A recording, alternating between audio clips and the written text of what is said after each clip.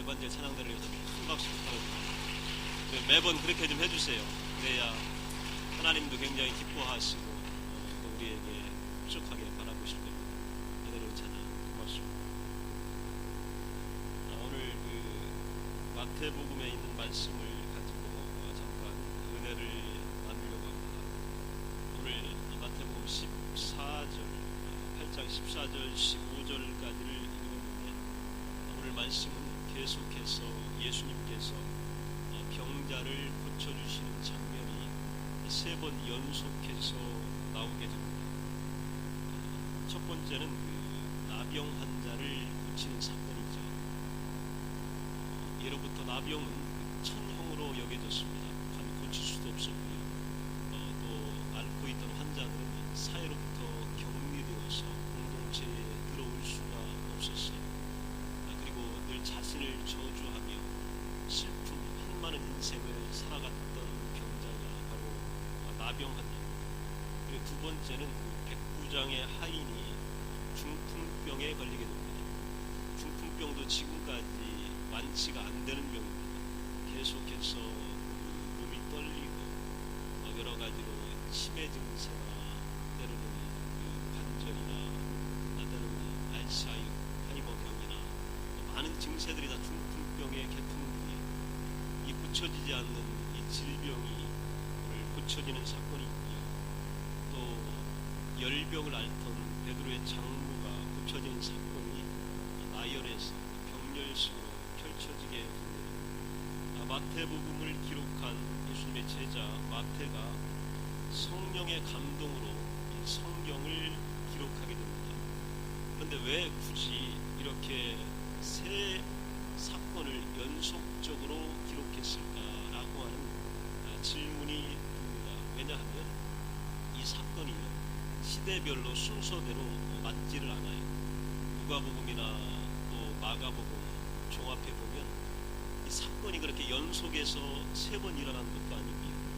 또 순서가 뒤바뀌어져 있는데 마태는 무슨 생각을 했는지 이 사건을요 함께 묶었습니다.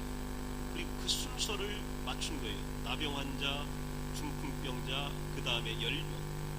무언가 마태에게는 의도가 있었던 것이 분명합니다. 기록한 그 이유가 분명히 있습니다. 우리는 그 이유를 마태라는 사람의 배경을 통해서 잠깐 알게 돼요. 마태가 누구냐면 레위 지파 사람이에요.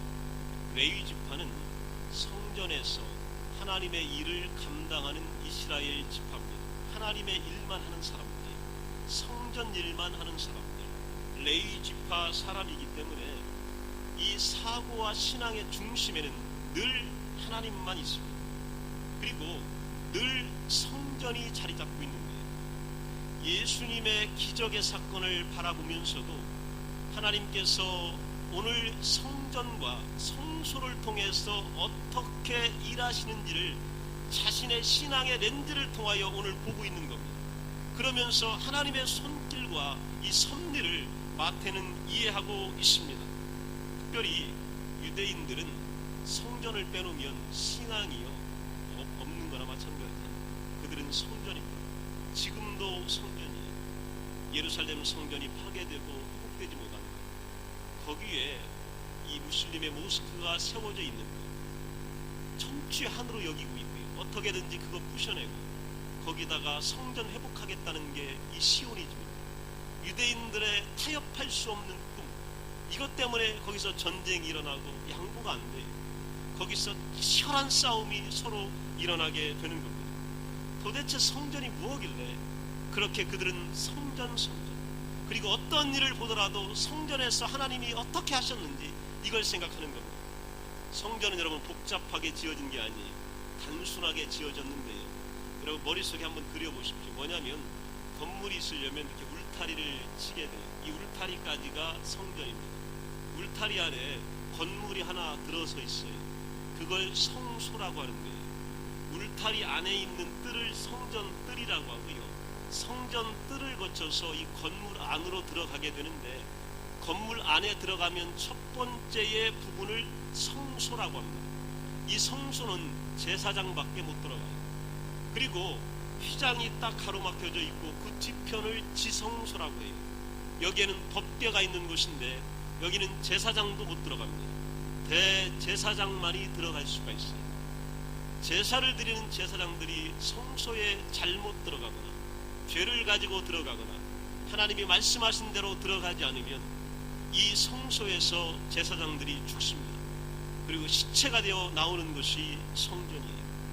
굉장히 하나님의 임재가 무섭게 임하는 것이고 하나님께서 거룩함을 유독 강조하신 것이 바로 이것입니다. 하나님께 나아가려면요, 성전 뜰을 지나서 성소를 거쳐서 지성소로 3단계로 들어가게 되는 거예요. 마태는 신앙을 이런 식으로 배운 거예요. 그리고 지금 그의 머릿속에는 이런 각도에서 성경과 예수님을 바라보고 있는 것입니다. 자, 그러면 이런 관점에서 보면요, 첫 번째 그 8장 초반에 보게 되면 나병 환자를 예수님이 고쳐주셔요. 이 믿음이 얼마나 커요. 고칠 수 없다는 걸 다 잘 알아요. 약도 소용없고 의원도 필요 없다는 거 다 잘 알아요.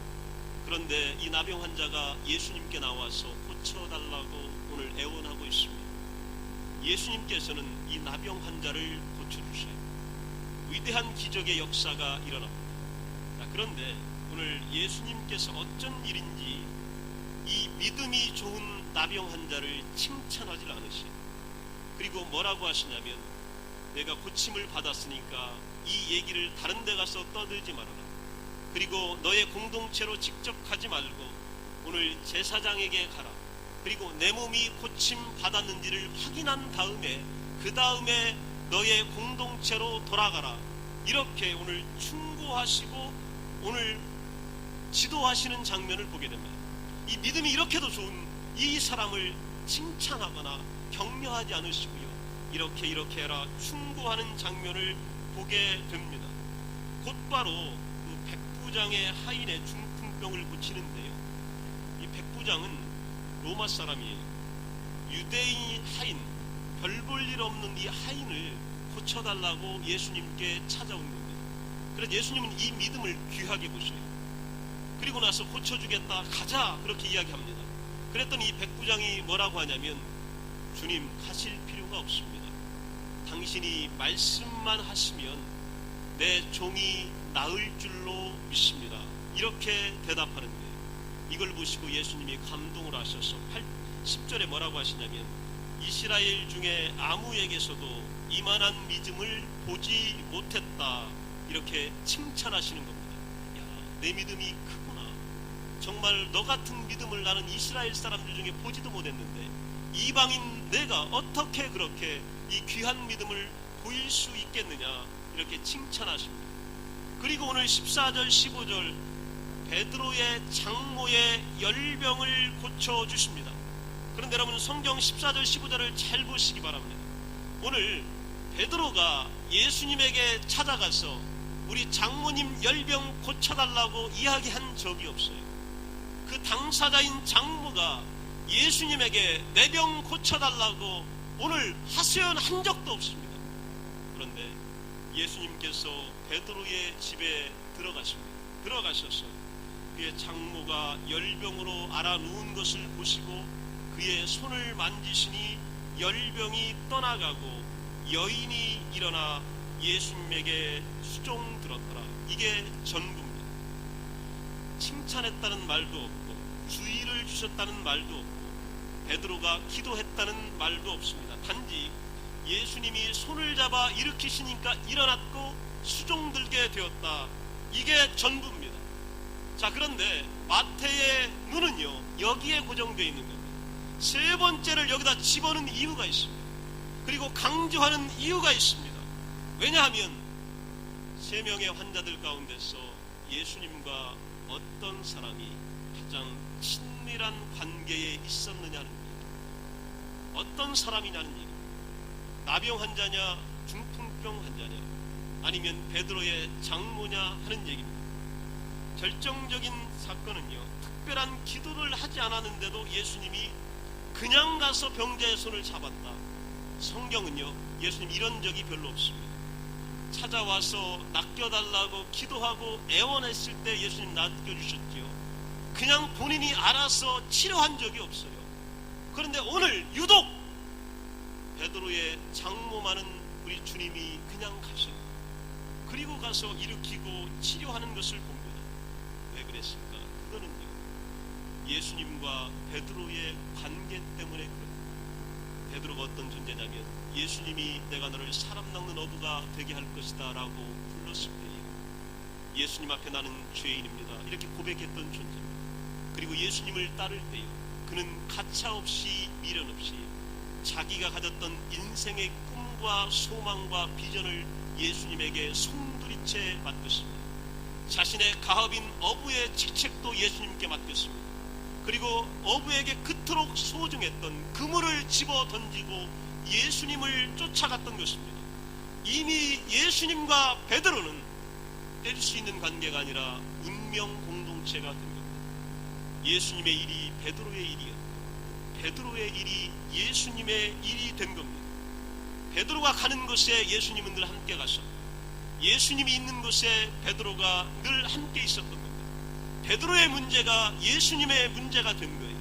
베드로의 고민과 베드로의 어려움이 예수님의 어려움과 예수님의 고민이 되었던 것입니다. 그래서 예수님은 베드로의 장모였기 때문에 가신 거예요. 그리고 가서 그녀의 손을 끄신 겁니다. 그리고 낚여주신 겁니다. 그리고 두말하지 않고 떠나신 거예요. 칭찬할 것도 없습니다.